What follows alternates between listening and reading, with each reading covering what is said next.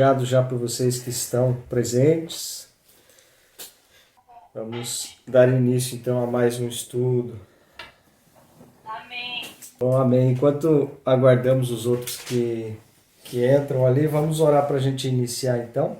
Amém? Senhor, em nome de Jesus, Pai, neste momento eu te peço, Senhor amado, que o teu Espírito Santo esteja entre nós, Pai. Te agradeço, Pai, por mais um dia, te agradeço por mais uma semana que se inicia, Senhor. Agradeço, Pai, pelo teu amor e pela tua misericórdia, Pai. Em nome de Jesus, Senhor, toma o teu lugar aqui, Pai, venha falar através da minha boca, Senhor, venha nos convencer, Pai, daquilo que precisamos aprender, daquilo que precisamos, Pai, melhorar a cada dia, Senhor amado, porque não é através daquilo que eu falo, Pai amado, mas é através do teu Espírito, Senhor, que podemos ser convencidos do que quer que seja, Pai. Então aqui eu te peço, Espírito Santo, toma o teu lugar, toma prioridade aqui nesta reunião, que eu venha diminuir, Senhor, para que o Senhor venha crescer aqui, Pai. Acrescenta as palavras que me faltam, ó Pai. Acrescenta, Pai, tudo aquilo que for da tua vontade, Senhor amado. E também, da mesma forma, eu te peço, Pai, que o Senhor afaste tudo aquilo que nos distrai, que o Senhor afaste, Pai, tudo aquilo, Pai, que nos tira da tua vontade, Senhor amado. Durante este tempo que possamos estar concentrados na tua palavra, Senhor, em nome de Jesus. E te peço, Senhor, pela vida de cada um que aqui está, que o Senhor possa abençoá-los da mesma forma, Senhor, com todo o conhecimento, com toda a graça, Pai, em nome de Jesus, dando já uma semana abençoada na Tua presença, Paizinho querido. E aqueles que não puderam estar presentes, da mesma forma que o Teu Espírito Santo esteja, Pai, levando Pai, um renovo, esteja levando, Senhor, o refrigério, esteja levando, Senhor, o ensino através da palavra que cabe ao Senhor, Pai. Não talvez através de mim, mas que eles possam estar próximos a Ti, Pai, porque isso é o mais importante, Senhor, em nome de Jesus, Pai. Amém e amém, Senhor. E voilà, Adeleia. Boa tarde, bem-vinda também. E vamos lá então, dar continuidade àquilo que nós quase terminamos na última aula, né? Mas como assim? Poxa, não estou perdido não, tá?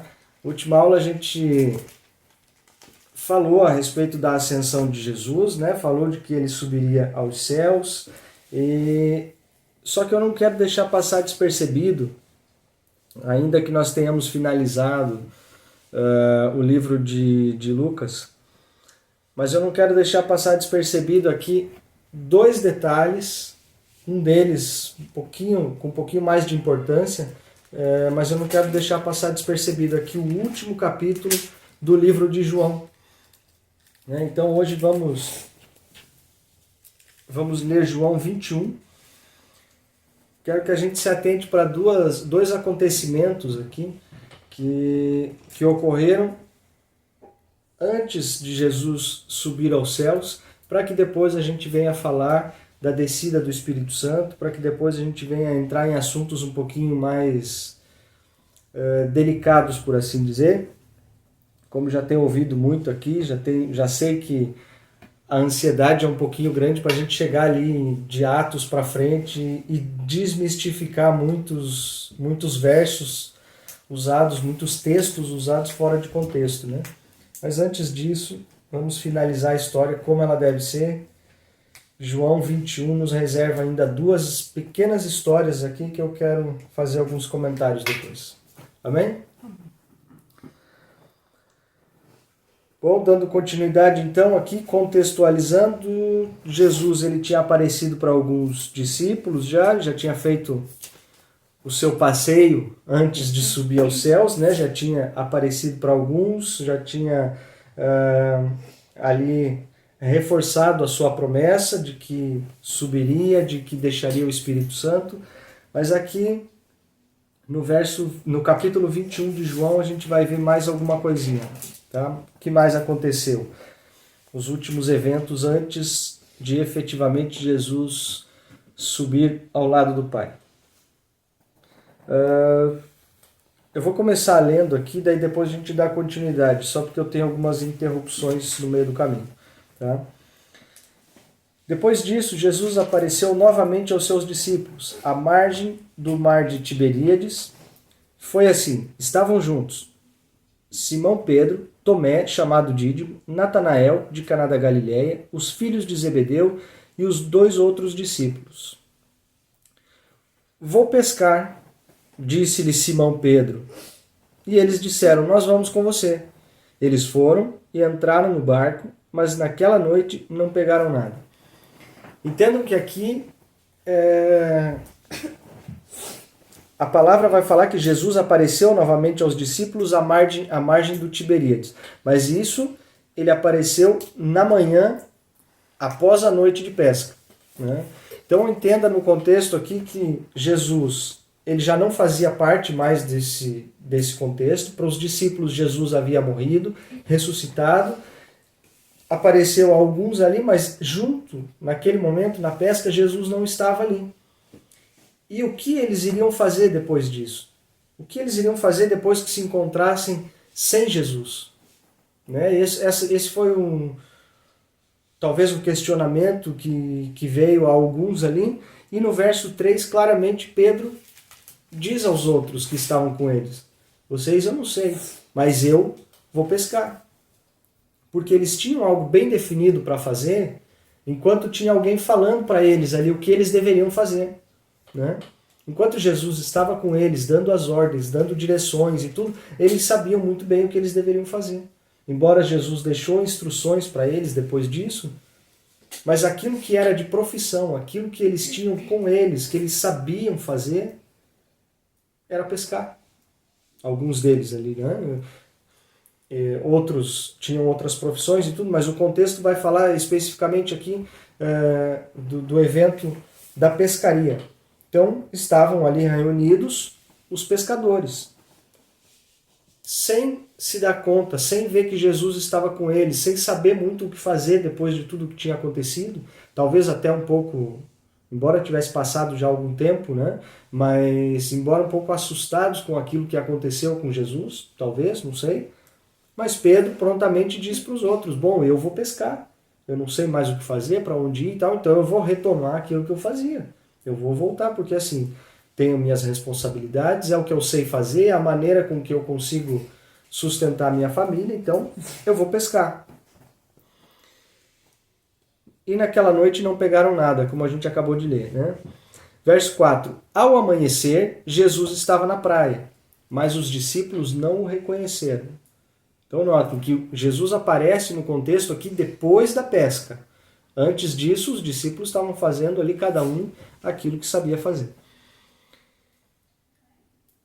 Ele lhes perguntou, filhos, vocês têm algo para comer? E eles responderam que não. E ele disse, lancem a rede do lado direito do barco e vocês encontrarão. Eles a lançaram e não conseguiram recolher a rede, tal era a quantidade de peixes. Então foi ali, depois de uma noite frustrada, talvez, de pesca, Jesus reaparece, dá a direção, e ali eles então pescam como se nunca tivessem feito antes ali aquela quantidade. Né?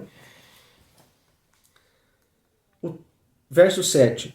O discípulo a quem Jesus amava disse a Pedro, aqui entre parênteses, né, não sei se posso dizer assim, ou se todos conhecem ou não, mas aqui o texto se refere a João.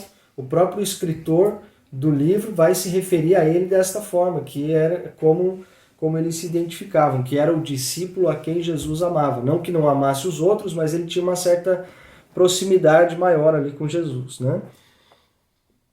Então ele disse a Pedro, é o Senhor, Simão Pedro. Ouvindo-o dizer isso, vestiu a capa, pois havia tirado e lançou-se ao mar. Os outros discípulos vieram no barco arrastando a rede cheia de peixes, pois estavam apenas a cerca de 90 metros da praia. Quando desembarcaram, viram ali uma fogueira, peixes sobre as brasas e um pouco de pão. Então, ali eles já passaram pela segunda multiplicação dos peixes, ou a segunda pesca maravilhosa, assim a gente pode dizer, né? E neste momento, então, depois de terem visto isso, de já terem, ou melhor, vivido isso pela segunda vez, eles identificaram que era Jesus, que era o único capaz de fazer aquilo. Porque eles, como pescadores, sabiam que a pesca se dava durante a noite. Se durante a noite não pegaram nada, pela manhã o que deve se fazer? Pela manhã você recolhe o barco, recolhe as redes e ali você só tem tempo para quê? Para lavar as redes, preparar o material para sair na outra noite. Então de manhã não é hora de pescar, de manhã não é hora de lançar a rede ao mar, e o único que poderia fazer esse milagre era Jesus. Então dessa forma eles reconheceram Jesus, trouxeram todos os peixes até a praia e ali comeram juntos. Mais uma vez, ou pela última, né, vamos dizer assim, comeram juntos ali com Jesus enquanto ele partia o pão e os peixes. Verso 11, só para a gente finalizar esse contexto aqui. Simão Pedro entrou no barco e arrastou a rede para a praia. Ela estava cheia, tinha 153 grandes peixes. Embora houvesse tantos peixes, a rede não se rompeu e Jesus lhes disse: venham comer. Nenhum dos discípulos tinha coragem de lhe perguntar: quem és tu? Sabiam que era o Senhor.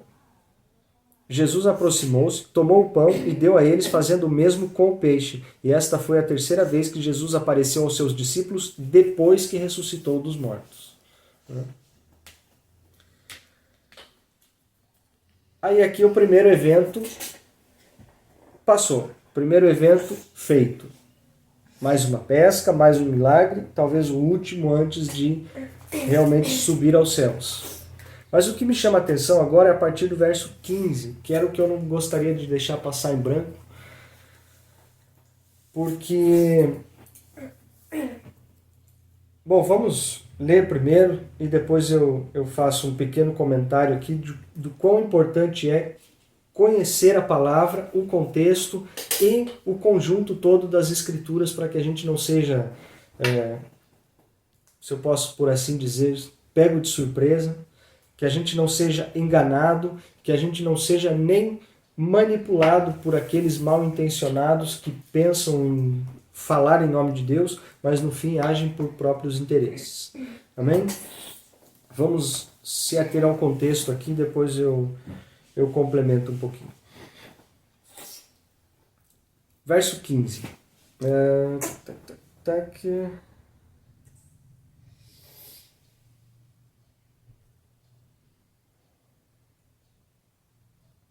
Quem pode ler, por favor, até o verso 17? Do verso 15 ao 17. Jesus restaura Pedro. Quando acabaram de comer, Jesus perguntou a Simão Pedro: Simão, filho de João, você me ama mais do que estes? Disse ele: sim, Senhor, tu sabes que eu te amo. Disse Jesus: cuide dos meus cordeiros. Novamente Jesus disse: Simão, filho de João, você me ama? Ele respondeu: sim, Senhor, tu sabes que te amo. Disse Jesus: pastorei as minhas ovelhas. Pela terceira vez, ele lhe disse: Simão, filho de João, você me ama? Pedro ficou magoado por Jesus lhe ter perguntado pela terceira vez: você me ama? E lhe disse: Senhor, tu sabes de todas as coisas e sabes que eu te amo. Disse-lhe Jesus: cuide das minhas ovelhas. Amém. Muito obrigado, Joyce. Então aqui a gente vê que Jesus ele questiona Pedro por 3 vezes. Faz a mesma pergunta a Pedro. E eu quero fazer uma pausa só nesses 3 versos aqui que a gente leu, porque já me ocorreu de ser questionado com relação a isso, exatamente sobre essa passagem. Para ser mais claro com vocês, o contexto era que a pessoa que me apresentou estes versos, este contexto, na ocasião ela estava usando deste texto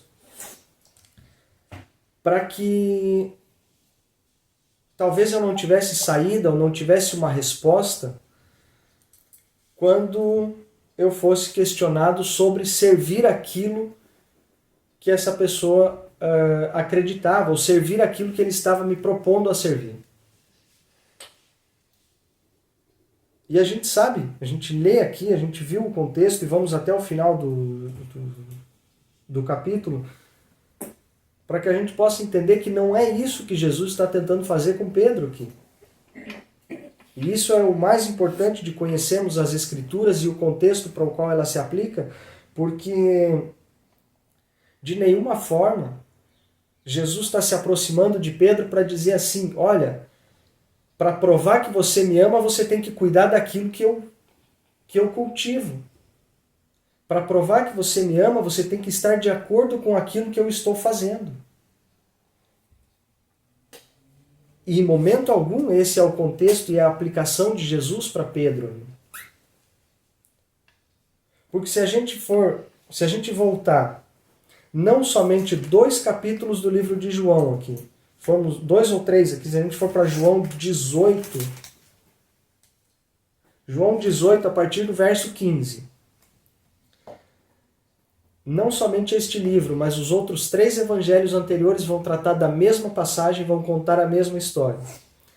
Se quiserem anotar para ler depois, são aulas passadas já, mas eu vou repetir os versos aqui, os livros e os versículos.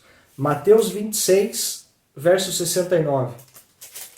Marcos 14, verso 66. E Lucas 22, a partir do verso 54. E aqui, como eu falei anteriormente, João 18, a partir do verso 15. Os 4 evangelhos, os 4 livros, nessas referências que eu apontei aqui, eles vão nos contar o momento em que Pedro nega Jesus.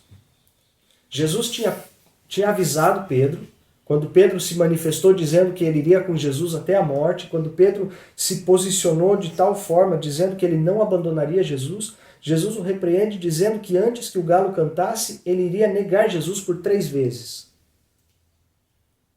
Jesus ele não fala nada por falar.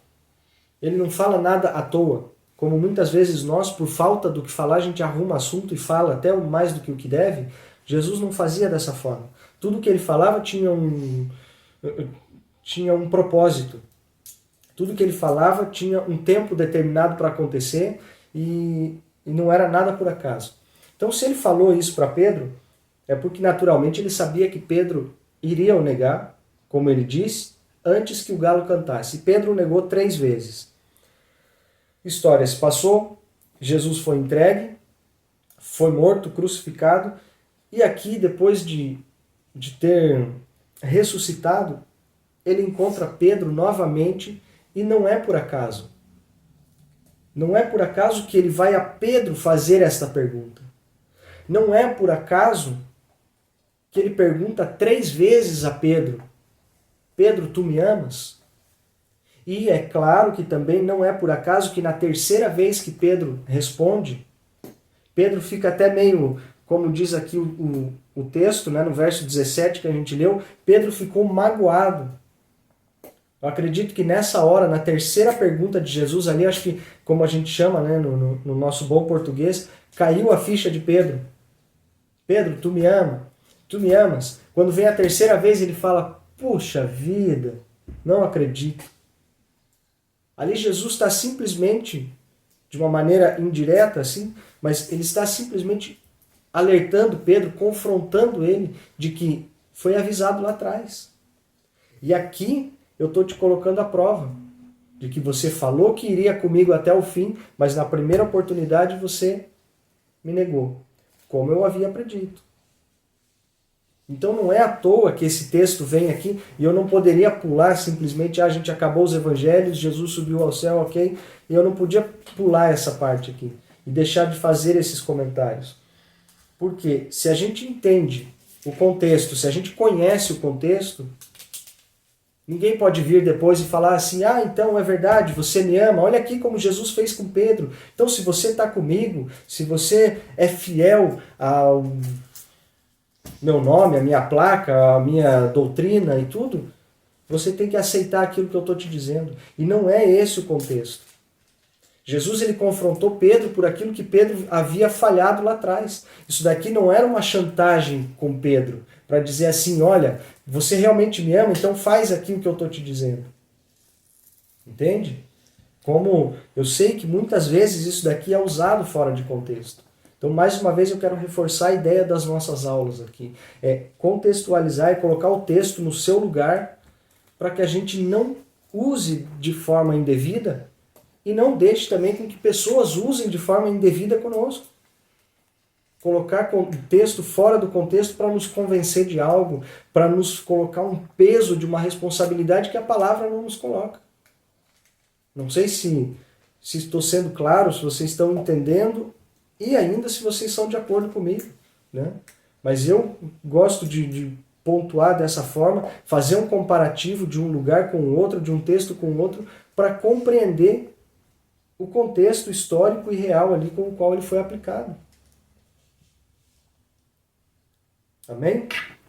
Então Pedro, pela terceira vez, ficou magoado com Jesus e disse: Senhor, tu sabes de todas as coisas. Então não é simplesmente assim, sim, Senhor, o Senhor sabe que eu te amo. Então, na terceira vez, quando a ficha dele cai, ele responde: o Senhor sabe de todas as coisas. Nas entrelinhas aqui, talvez, se a gente volta no tempo, a gente poderia reescrever isso aqui, né? É verdade, Senhor, o Senhor sabe de tudo e aqui o Senhor está me dizendo realmente que lá atrás foram 3 vezes que eu neguei e aqui é a terceira vez que o Senhor está me perguntando para ter certeza mesmo da minha resposta. E aqui eu me dou conta daquilo que eu falhei lá atrás. Verso 18. Digo-lhe a verdade, quando você era mais jovem, você vestia-se e ia para onde queria. Mas quando for velho, estenderá as mãos e outra pessoa o vestirá e o levará para onde você não deseja ir. Jesus disse isso para indicar o tipo de morte com a qual Pedro iria glorificar a Deus. Então lhe disse: siga-me. Quem quer ler do verso 20, por favor, até o 25 ali para a gente finalizar? Peraí que eu posso ler, deixa eu só. Tá bem. Jesus e o discípulo a quem ele amava. Pedro voltou e viu que o discípulo... Não, peraí. Pedro voltou-se e viu que o discípulo a quem Jesus amava o seguia. Este era o que estivera ao lado de Jesus durante a ceia e dissera: Senhor, quem irá te trair? Quando Pedro viu, perguntou: Senhor, e quanto a ele? Respondeu Jesus: se eu quiser que ele permaneça vivo até que eu volte, o que lhe importa? Quanto você siga-me. Por isso, espalhou-se entre os irmãos o rumor de que aquele discípulo não iria morrer. Mas Jesus não disse que ele não morreria, apenas disse: se eu quiser que ele permaneça vivo até que eu volte, o que lhe importa? É para ler o 24 e 25 também? Sim, por favor. Este é o discípulo que dá testemunho destas coisas, o que as registrou. Sabemos que o seu testemunho é verdadeiro. Jesus fez também muitas outras coisas. Se cada uma delas fosse escrita, penso que nem mesmo no mundo inteiro haveria espaço suficiente para os livros que lhe seriam escritos. Amém, obrigado. Então notem que aqui, mesmo entre os discípulos, existe algo que é perigoso, né? Não foi nem tão grave assim, mas se torna grave quando nós alimentamos esse pensamento.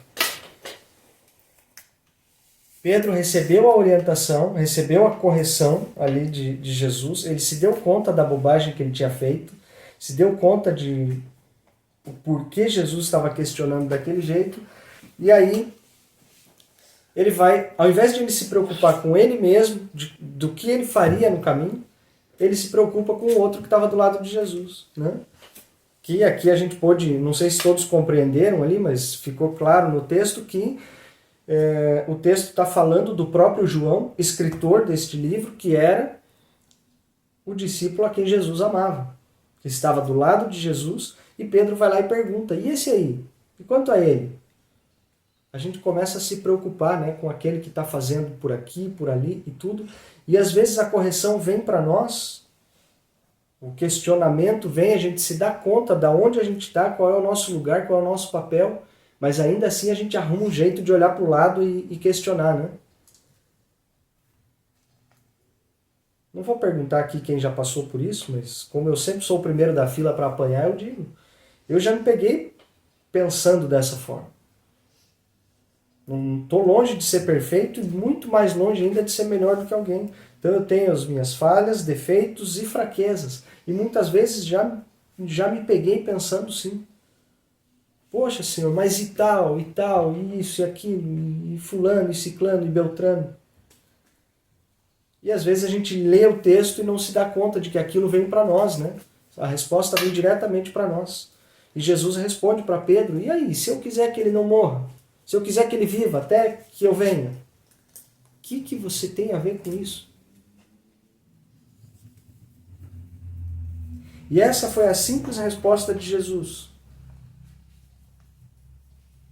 Se eu quiser que ele permaneça vivo até que eu volte, o que lhe importa? Foi uma simples resposta, não foi uma determinação em nada, ele não disse que seria assim ou não seria, ele retornou como ele sempre faz, né? Como ele sempre fez na história aqui, que ele respondia a pergunta com outra pergunta. E isso nos dá a capacidade de refletir, de pensar bem se aquilo que a gente está perguntando é válido, e quem sabe até no meio do caminho corrigir a nossa pergunta. E ele fez isso mais uma vez com Pedro, né? E se eu permitir que ele viva até que eu venha, o que te importa? Só que de uma simples pergunta, não foi uma determinação, não foi uma afirmação de Jesus, de uma simples pergunta acontece o quê? O que a gente viu aqui? Verso 23. Foi por isso que se espalhou entre os irmãos o rumor de que aquele discípulo não iria morrer. Gente, a fofoca não começou ontem. Ela começou aqui. Lá na palavra do Senhor a gente encontra relatos. Por uma resposta de Jesus, espalhou no meio de todos os irmãos que João já não ia morrer. Mas quem foi que falou isso? Entendem como é perigoso? Entendem como é sutil? Porque a gente escuta uma pergunta para nós. E se eu quiser que ele viva até que eu venha, o que te importa? A gente não sabe refletir, fechar o bico, ficar quietinho e falar assim, ok, Jesus, eu não vou mais perguntar isso e eu vou me concentrar aqui no meu canto. O que eu tenho que fazer para melhorar? Não. A gente não se contenta com isso. A gente esquece a pergunta, a gente não responde mais Jesus e a gente já vai falar outra coisa para o outro lado. Assim como aconteceu aqui. Talvez eu não venha citar aqui exemplos concretos, eu não quero divagar no contexto, mas eu sei que aí com você, talvez tenha passado na sua cabeça já. Poxa, não foi bem assim, mas eu disse isso, eu disse aquilo, eu disse aquele outro. Ok, somos humanos, passíveis de erros. Mas o que a gente faz quando se dá conta do erro? Deixa para lá, vai cair no esquecimento, só disse por dizer. Ou a gente já se remedia deste erro e vai consertar junto com aqueles com quem a gente falou. Isso é a humildade. Isso é o caráter de Cristo. De você se dar conta do seu erro, não arrumar desculpa, chegar do lado daqueles a quem a gente falou errado e dizer assim, olha, me perdoa, eu falei mais do que eu devia, eu me equivoquei e eu preciso me retratar disso aqui. Este é o caráter de Cristo. Não tirar conclusão precipitada, não falar mais do que o que deve, e se ainda assim acontecer, ir lá e consertar. Não é mandar recado, não é dizer para outro, dizer para outro, não é mandar uma mensagem e deixar no esquecimento, não. Porque o erro ele tem nome, o erro ele tem endereço, o erro ele tem CPF, número de carta vital e tudo. Tem. E para corrigir não é assim, quando a gente sai da casa da visita, né? A gente vai visitar alguém e sai da casa. Desculpa aí qualquer coisa. Desculpa aí se eu fiz alguma coisa. Não. O erro, ele tem um nome, ele tem um sobrenome, ele tem um endereço, ele tem tudo. E a partir do momento que a gente identifica esse erro, eu não posso colocar um pano quente em cima e falar assim, desculpa aí qualquer coisa. Não. Olha, desculpa porque tal dia eu falei isso, eu falei aquilo, foi errado, falei demais, ou eu me excedi, ou eu magoei, ou eu errei nisso, naquilo, naquele outro. Então, olha, me perdoa por isso e por aquilo. Porque senão fica fácil, né? Senão fica muito genérico e muito simples. Eu sei que eu prego bastante aqui a respeito da simplicidade de Jesus. Mas a gente não pode confundir a simplicidade do Evangelho com a omissão. Porque se eu trato o meu erro como um erro simples, eu estou omitindo a minha responsabilidade sobre esse erro. Eu não quero encarar as consequências, eu não quero ir lá consertar o meu erro. Aí vale desculpa qualquer coisa. Não. Não vale isso. Não funciona. Para que a gente haja corretamente, para que a gente seja o exemplo de Cristo nessa terra, a gente tem que ser de verdade, transparente e correto. Então, meu irmão, eu errei nisso, nisso e naquilo. Estou aqui apresentando o meu perdão a você. A outra parte de perdoar ou não, infelizmente não cabe a você. Isso a gente não pode questionar, né? Você pode ter errado, pode ter pisado na bola, pode ter sido uma coisa pequena, pode ter sido uma coisa enorme, de grandes prejuízos talvez e tudo. O nosso papel enquanto cristãos, quando identificamos esse erro, é ir nos retratarmos. Agora, esperar que a outra parte nos perdoe, isso não cabe a nós. E não cabe a nós usar de desculpa também, eu não vou falar com fulano de tal, eu sei que eu errei, mas não adianta nada, porque eu vou lá e ele não vai me perdoar. Ok. Você só vai saber disso quando fizer, e ainda assim, se não for perdoado, quem está aprisionado na situação e na mágoa é a pessoa, não você. Não esqueçam, não sei se vocês já ouviram isso em algum lugar, ou vai ser a primeira vez, se vai ser muito estranho ou não, mas o perdão é para liberar você do problema, não é para liberar o outro. Porque o que você tem com o outro, cabe a ele a decisão ou não. Mas o teu posicionamento de consertar o erro e pedir perdão não pode ser condicionado a adivinhar se você vai ser perdoado ou não. Que isso depende de cada um. Se estivermos falando de uma comunidade de irmãos em Cristo, que todos conhecemos a palavra de Deus e sabemos que devemos perdoar 70 vezes 7 se necessário, que coloquemos em prática. Né? Agora você não pode se omitir da tua responsabilidade julgando o outro irmão que ele não vai fazer aquilo que deveria ser feito. E isso não cabe a você. Amém? Para não me estender muito mais do que isso, finalizamos aqui o livro de João, bem entendido que até aqui as coisas que fez o Senhor Jesus, como relatado no verso 25. Se tudo fosse escrito, não haveria livros que pudessem registrar tudo que ele fez. Então até aqui a gente já tem um bom exemplo, já tem um bom compilado de fatos que podem nos assegurar de quem foi, o que ele fez, do quão poderoso ele é. E a partir daqui, ele estando nos céus, estando junto com o Pai, quem assume o papel de intermediar essa conversa, de intermediar o nosso contato, é aquele que ele nos deixou como Consolador, chamado o Espírito Santo. Amém? A partir daqui, iniciamos o capítulo 1 de Atos dos Apóstolos. Simplesmente viramos uma página para frente e vamos entrar no livro de Atos.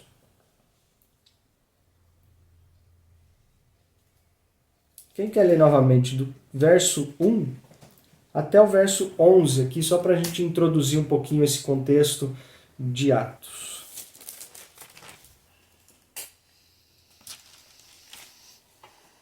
Vou ler. Amém. Fiz o primeiro tratado, ó Teófilo, acerca de tudo que Jesus começou, não só a fazer, mas ensinar, até o dia em que foi recebido em cima, depois de ter dado mandamentos pelo Espírito Santo, os apóstolos que escolherá, aos quais também, depois de ter padecido, se apresentou vivo, com muitas e infalíveis provas, sendo visto por eles por espaço de 40 dias, e falando do que respeita ao reino de Deus. Estando com eles, determinou-lhe determinou que não se ausentaram de Jerusalém, mas que esperassem a promessa do Pai, que disse a ele: de mim ouvistes, porque na verdade João batizou com água, mas vós sereis batizados com o Espírito Santo. Não muito depois desses dias, aquele, pois, que se havia reunido,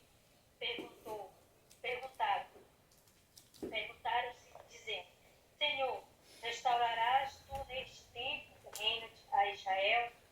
E disse: não vos pertence saber os tempos ou as estações que o Pai estabeleceu pelo seu próprio poder, mas recebereis a virtude do Espírito Santo, que há de vir sobre vós, e ser-me-eis testemunhas, tanto em Jerusalém, como em toda a Judeia e Samaria, e até aos confins da terra. E quando dizia isto, vendo eles, foi elevado às alturas, e uma nuvem o recebeu, cultuando a seus olhos, estando com os olhos fitos no céu.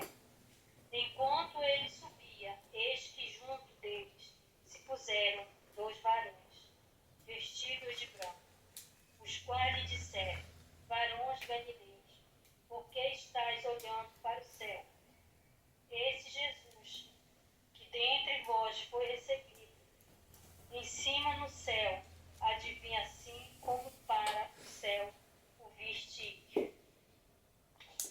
Amém. Obrigado, Ângela. Então aqui a gente vê realmente a subida de Jesus, vê a ascensão dele aos céus e mais uma vez a promessa de que ele voltará da mesma forma que todos ali o viram subir. Então aqui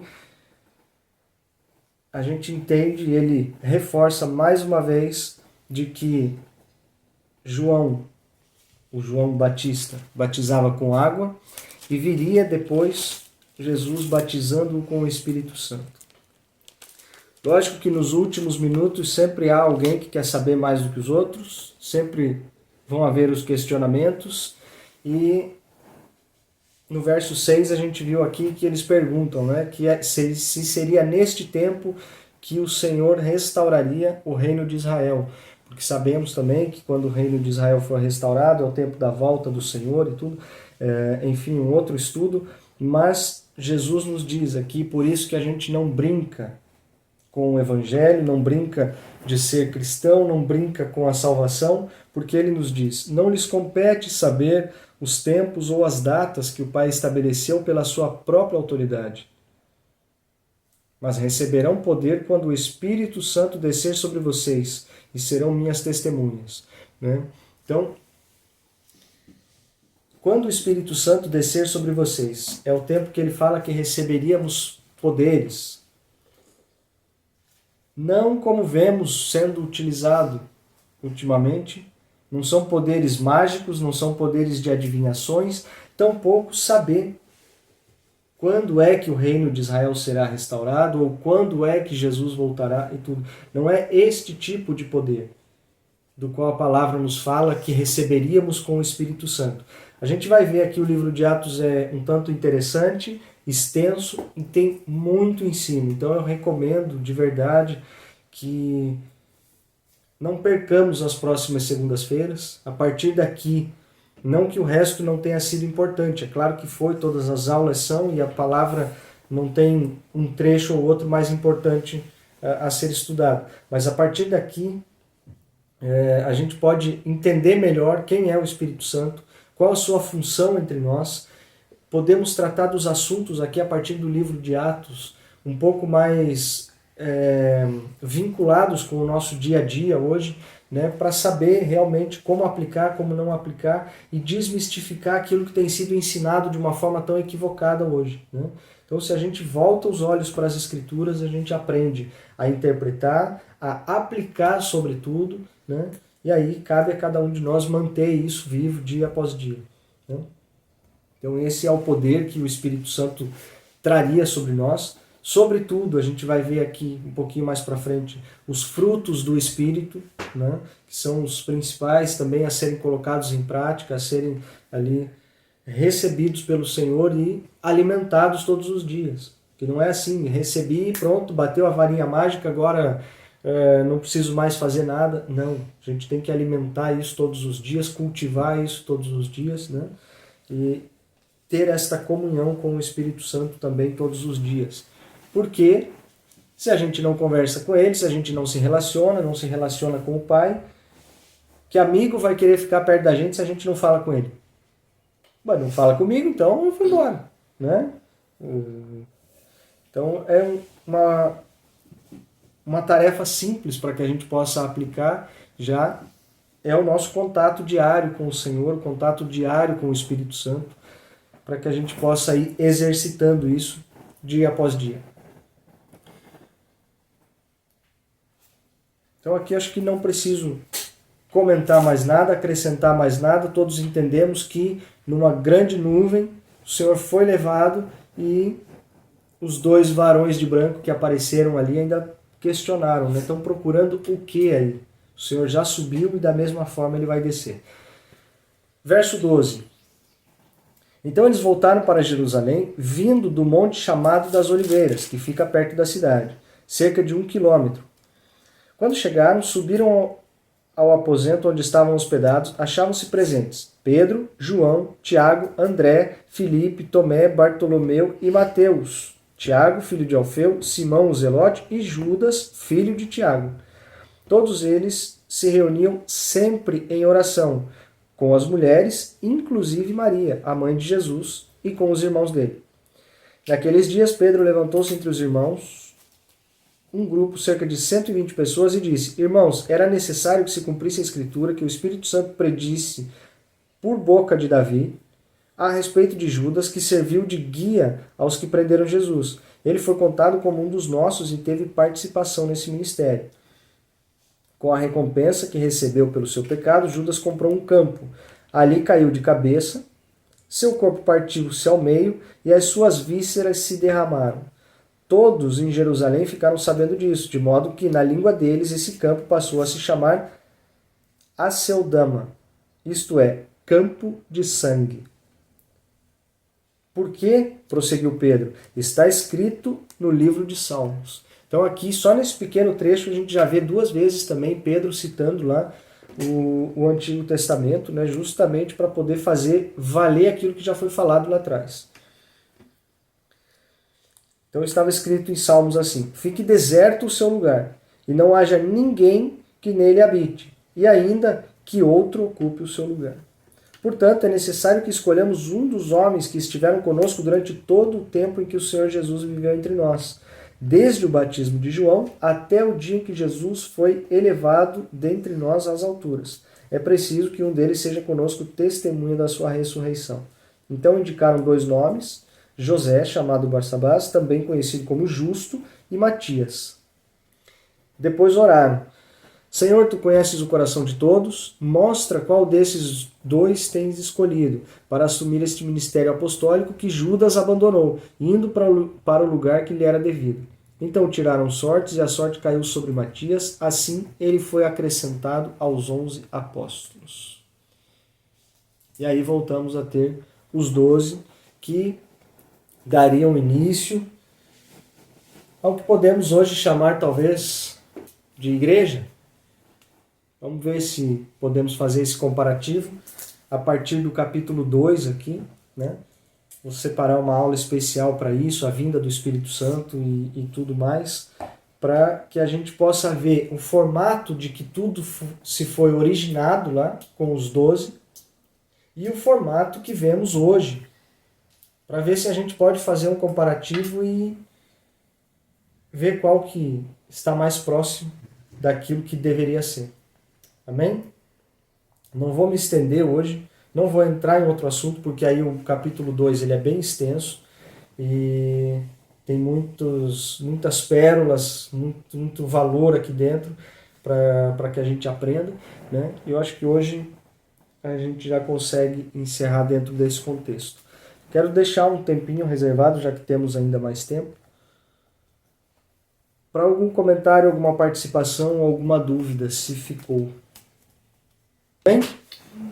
Bom, não vou estender mais aqui, eu vou deixar para a próxima, vou deixar para Atos 2, a gente vem sobre outro assunto depois. Beleza? Quem quer orar para a gente finalizar hoje aqui, por favor? Amém. Obrigado, Jesus, obrigado pela tua palavra, obrigado por essa possibilidade de estar aqui, Pai. Obrigado por nos abençoar. Deus, o Senhor, nos ajude, Deus, a vida de a lembrar da tua palavra e a administrar, em nome de Jesus. Essa palavra seja gravada no nosso coração, Pai. Senhor, abençoe, Jesus, Senhor, cada um.